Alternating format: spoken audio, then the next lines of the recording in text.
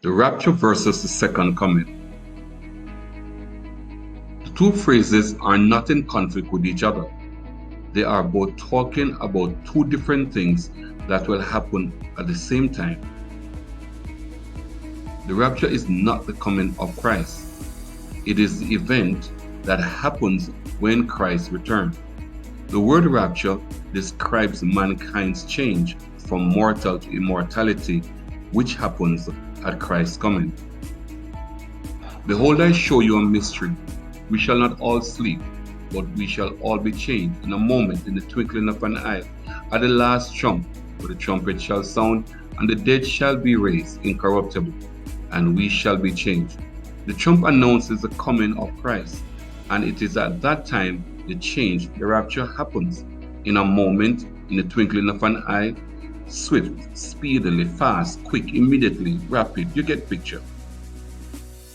The twinkling of an eye is not the speed at which Christ comes, but how fast the change from mortal to immortality happens when Christ comes.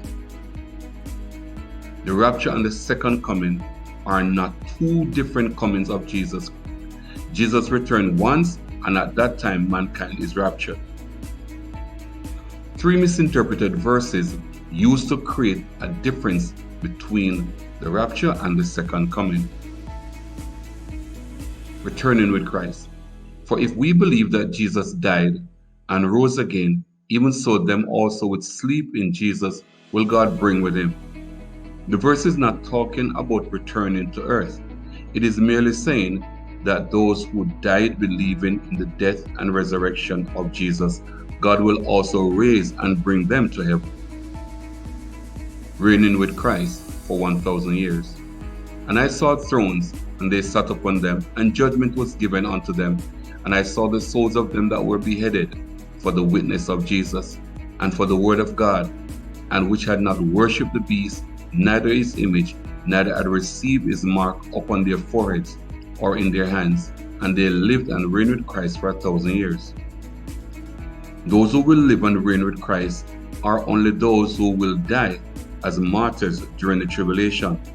They are not saints who will escape the tribulation by going up in the rapture, then return after 7 years to reign. And if that was the case, what time would they have to go back up to accompany Christ in the second coming?